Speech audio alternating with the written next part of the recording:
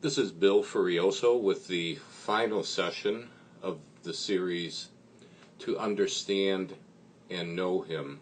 The first session was relating to the triune God, and that was followed by a session on the Father and another session on the Son. And this will be a brief session on the Spirit. Indeed, the title that I originally assigned for this series was Some Thoughts on Relating to the Invisible God. This is not meant to be a theological thesis or anything, just some personal thoughts on relating to the invisible God. Let's begin discussing relating to the Spirit with the opening words to John chapter 4, verse 24, where Jesus says, God is Spirit. Relationship with the God who is Spirit takes place in the spiritual realm. Philippians, in his book Reaching for the Invisible God, had a couple of really insightful things to offer, I believe, in chapter 12, entitled The Go-Between. I think they're very helpful things, and I think they're accurate also on relating to the Spirit. Philippians says on page 243 of that book, the Spirit is what we perceive with rather than what we perceive. The Spirit is what we perceive with rather than what we perceive. And in page 249, he says, the Spirit does not act on us so much as with us, as part of us. The Spirit does not act on us so much as with us, as part of us. I thought those two statements were very useful for what I want to share on relating to the Holy Spirit, and it has to do with the phrase, the fellowship of the Spirit. Relationship with the God who is Spirit is biblically referred to as the fellowship of the Spirit. In 2 Corinthians chapter 13, verse 14, Paul uses the phrase, the fellowship of the Holy Spirit. Whereas in Philippians chapter 2, verse 1, he wrote, the fellowship of the Spirit. I believe both are synonymous in meaning. But let's look at this phrase, the fellowship of the Spirit. It has to do with our personal relationship with the Holy Spirit and our personal devotional life, consisting of various forms of prayer. In prayer, listening is much more important than speaking. What God has to say to us is more important than what we have to say to God. So too, in the fellowship of the Spirit, it's not only that we are relating to the Holy Spirit, but more importantly, He is relating to us. The English word fellowship is what is most often used to translate the Greek word koinonia. It's the Strong's number 2842, the Greek word koinonia. This Greek word can also be translated partnership or participation. In fact, the English Standard Version translates that Philippians chapter 2, verse 1 as participation in the Spirit. The Greek scholar Kenneth Wuest says the phrase fellowship of the Holy Spirit in 2 Corinthians 13:14 refers to the joint participation of the believer and the Holy Spirit in a common interest and activity in the things of God. And regarding Philippians 2 verse 1, Wuest says, the Greek word translated fellowship speaks of a common interest and a mutual and active participation in the things of God, in which the believer and the Holy Spirit are joint participants. Participation in what the Spirit is saying and doing. I believe the Apostle Paul describes the fellowship of the Spirit in some verses in 1 Corinthians chapter 2. And those are verses 10 through 15 in 1 Corinthians chapter 2. I'm going to read those verses in the Amplified Version, starting with verse 10. Yet to us God has unveiled and revealed them by and through His Spirit. For the Holy Spirit searches diligently, exploring and examining everything, even sounding the profound and bottomless things of God, the divine counsels and things hidden and beyond man's scrutiny.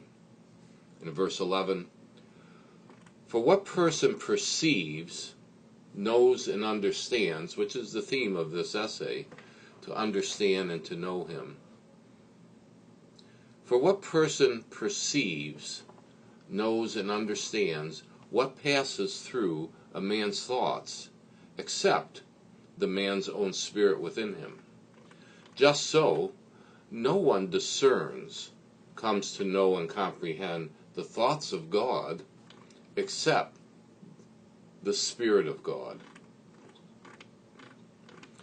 In verse 12, now, we have not received the Spirit that belongs to the world, but the Holy Spirit, who is from God, given to us that we might realize and comprehend and appreciate the gifts of divine favor and blessing so freely and lavishly bestowed on us by God.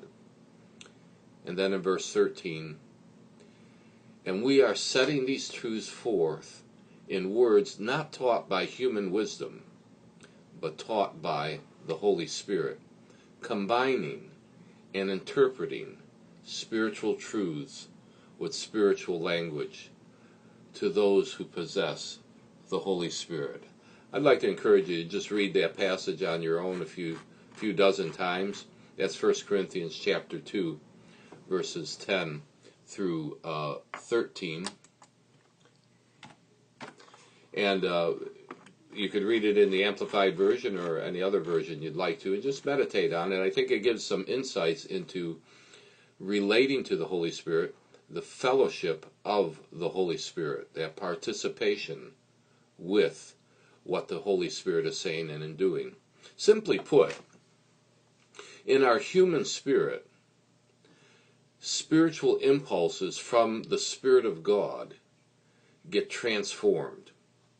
When we are relating to the Holy Spirit, when we are having fellowship with the Holy Spirit, and He's relating to us and having fellowship with us, simply put, we could describe the transaction in this way, that in our human spirit, spiritual impulses from the Spirit of God get transformed into human thoughts, words, emotions, and sometimes mental images in our souls.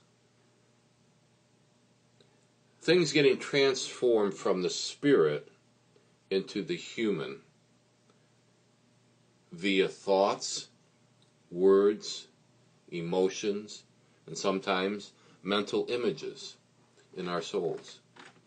Our relationship with the Spirit of God, or I should say our relationship with God who is Spirit, as Jesus said, it's highly intimate and also highly personal and individualized. Proverbs chapter 20, verse 27, again in the Amplified, reads, the spirit of man is the lamp of the Lord, searching all his innermost parts. Our spirit is God's lamp.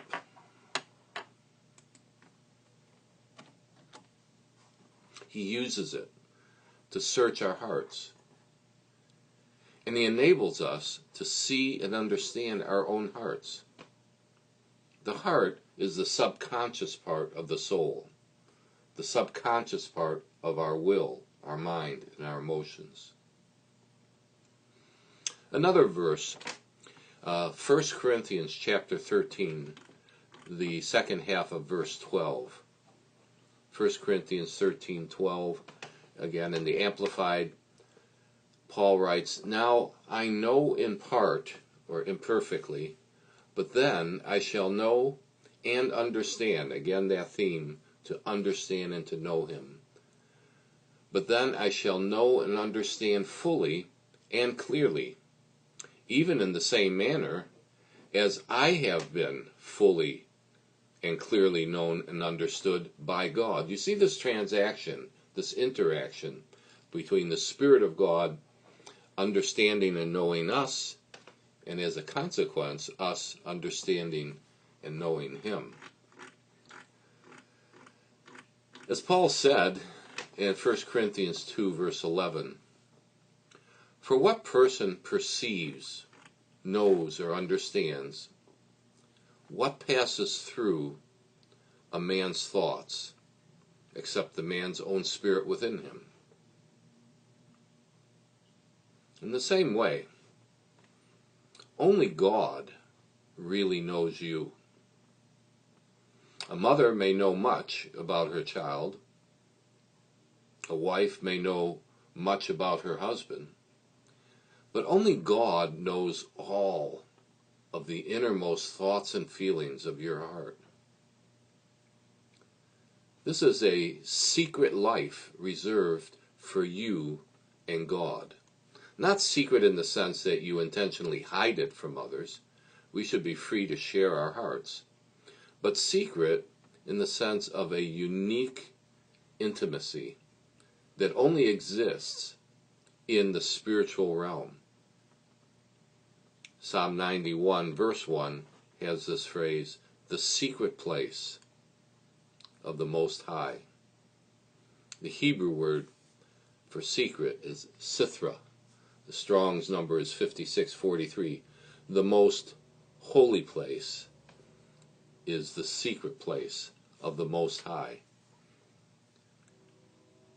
That sense of a unique intimacy that exists only between you and God, which is, of course, to be shared with others. Sharing with others what you understand and know of Him. That was the motivation behind this series, is to just some thoughts, just some of my personal thoughts on how I understand and know God, the triune God, Father, Son, and Spirit. And I hope that it's been of some blessing to you. Again, if you would like to have the notes, or if you'd like to have a booklet of any of the messages here on YouTube or on the website, just simply email me. They're complimentary copies, free of charge. The email address is atchriststable@gmail.com. And the website address, once again, is www.atchriststable.org. Thanks for listening. God bless you.